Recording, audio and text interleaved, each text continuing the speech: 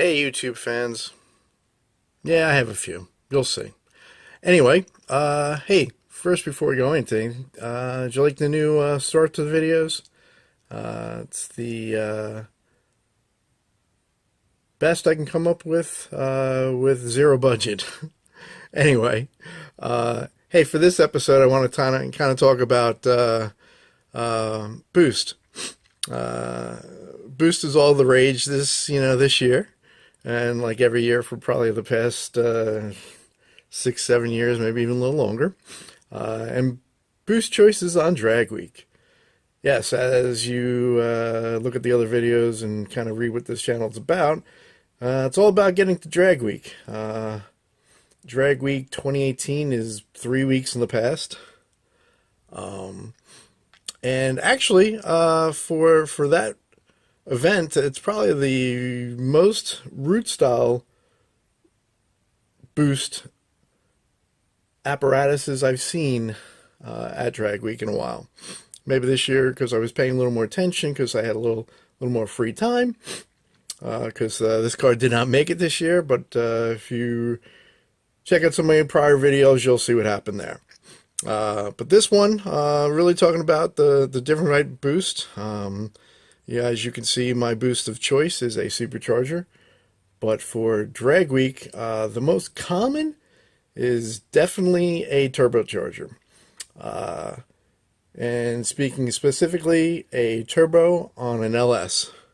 Whether it's twin or single, that seems to be the weapon of choice at Drag Week. It has been for a few years now, and it's actually a good choice. I mean, you can do definitely a super duper budget build. You know, pull a junkyard 5.3 out of a truck, eBay Chinese turbo, and you can without a lot of work, you can probably get in tens pretty easily, and not cost a lot.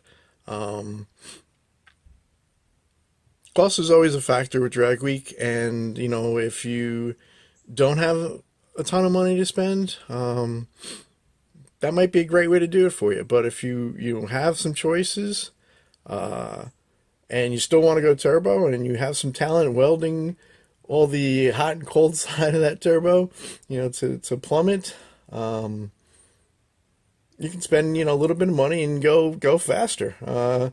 Although I've seen a lot of YouTube channels, people are pulling 5.3s out of trucks, putting a turbo on it, making a ton of boost.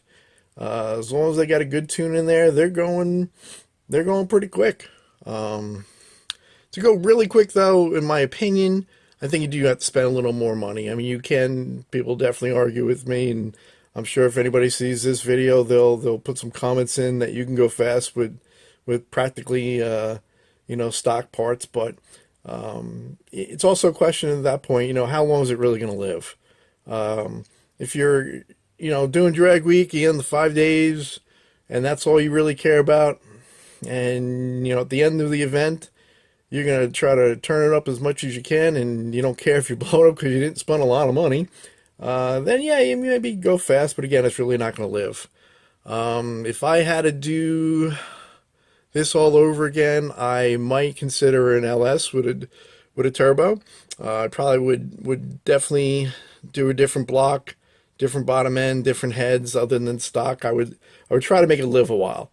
But to each his own, and if you kind of watch previous videos and hopefully prior videos, you'll see that hey, I'll give you my opinion, but at the end of the day, it's really yours that counts, and I'll kind of show you what I do, give you some tips on again, it's really more about getting to Drag Week opposed to building a race car, understanding what a race car does or anything like that. So really, this is to unfortunately tell you my opinion, and hopefully people argue either way, either agree or disagree, and that'd be fun to get this channel to do that.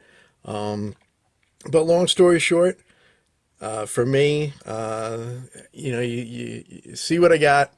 This, hopefully, I'm trying to get into the tens. Hopefully with nitrous, I'll do that. I'm definitely not trying to win any faster classes. For drag week, they have many classes. And for me, I do a street machine eliminator class. Fastest you can go is 10-0 anyway. So hopefully we do that. If anybody watched this year's event, I believe it was an all 10. Well, it definitely was an all 10-second class, and I think the bump spot was 1080. I could be wrong on that. I honestly didn't check, but it was definitely an all 10-second class. That's the fastest that class has ever been, and it's pretty amazing. But it's definitely going to get faster like all the other classes have been doing over the last few years. So, if I really had to do it all over again, I might do an LS. So at the end of the day, for drag week, depending on what you're really trying to do, always come up with a goal. If you're just trying to make the thing last 5 days, junkyard, eBay turbo, definitely go pretty fast just to say you did it. If you want to actually kind of compete in the classes and other than the class I'm in, I think I forget if it's Street Eliminator, I mean not Street Eliminator, Super Street or darn, I forget the other classes since I'm not in it. I don't really pay attention. But one of the other classes that really kind of dominates with an LS and a turbo, you got to go at least 850. If you can't make your car go 850, you are not in competition and not going to win that class. But there's a lot of other classes. Definitely take a look online if you're really trying to build something. Pick a class and set a goal. And take a look at some of the prior videos from Drag Week and see what people are doing. I wouldn't go back too far because the last few years, classes definitely have gotten faster, and they're pretty much, it's more about nutrition and, people making the drive, because again, you have to drive from one track to another. And that's where you need to make the car last too. Yeah, you can make it fast, but you got to make it last. And that's the theme. So if really trying to compare types of boost, turbo, supercharger. Again, there's different types of superchargers. Pro Charger on big blocks, good choice.